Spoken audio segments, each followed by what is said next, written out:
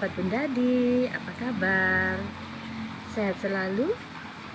Bunda berharap kalian bahagia, sehat, semangat, luar biasa. Pembahasan kali ini yaitu tentang memadamkan api dalam pertengkaran antara adik dan kakak. Gimana ya caranya? Nah, apalagi meskipun adik kakak secara kandung, biasanya kita sering bertengkar ya. Itu sepertinya kita sudah banyak umum melihat hal-hal seperti itu. Lalu bagaimana jika itu terjadi pada kakak beradik yang saudara tiri? Tentunya semakin banyak persoalan ya. Tetapi kalau kita melihat perumpamaan sebuah pohon, ketika pohon itu terbakar, pasti ada yang mengantisipasi agar tidak terjadi kebakaran yang semakin banyak. Ada salah satu petani mungkin akan memotong salah satu pohon yang mungkin di jalan sempit, sehingga nanti kobaran api itu akan menjadi satu hingga menjurus satu, akhirnya padam. Begitu juga masalah pertengkaran, pasti kita akan mencari jalan agar tidak terus adanya pertengkaran di rumah terus. Karena kenapa? Kalau ada pertengkaran terus, pastinya akan membuat tidak damai, tidak nyaman dalam rumah itu. Betul kan? Nah, ini ada suatu cerita. Ada seorang kakak beradik yang tiri. Yang satu bernama Nia, yang kakaknya dan adiknya bernama Ani. Si Nia ini memiliki make up yang mungkin biasanya dia pakai, karena dia anak gadis yang sudah mulai dewasa, pasti dia akan bermake up ya. Kemudian adiknya ini memakainya tanpa meminjam kakaknya. Apa yang terjadi dengan mereka? Mereka akhirnya bertengkar. Kemudian mereka mulai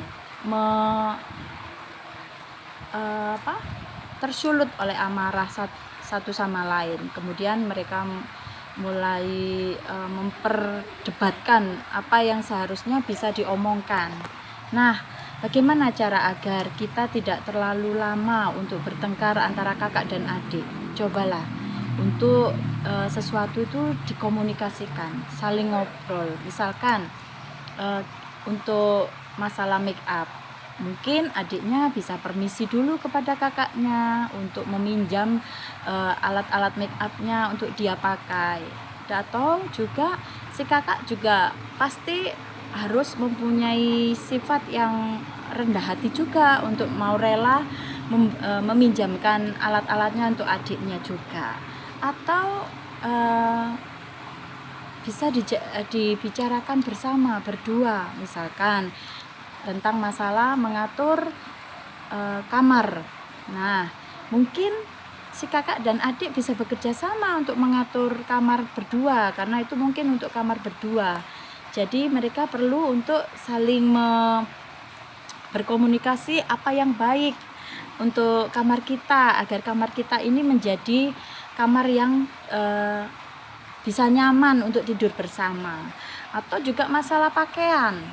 Mungkin kadang kalau anak sama-sama perempuan bisa berganti pakaian ya. Nah, itu pun kita harus izin terhadap yang punya, tanpa tiba-tiba harus memakai dan seenaknya sendiri, mentang-mentang saudara sendiri. Karena bagaimanapun masing-masing manusia itu punya privasi, dan pasti kita harus saling menghormati, menyayangi, seperti itu. Jadi ketika ada pertengkaran, supaya tidak terjadi pertengkaran yang terlalu lama, perlunya kita untuk saling mengasihi, menghormati, untuk menghargai orang lain. Nah, dari situ kita nanti akan bisa belajar.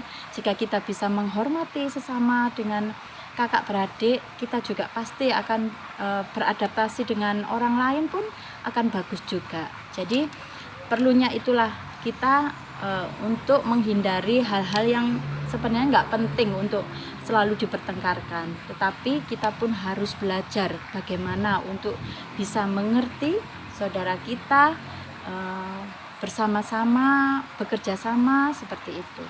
Lalu bagaimana jika salah satu merasakan tidak adil? Nah, pembahasan berikutnya kita akan membahas hal itu, tentang bagaimana perasaannya tidak adil. Salam Bunda Di.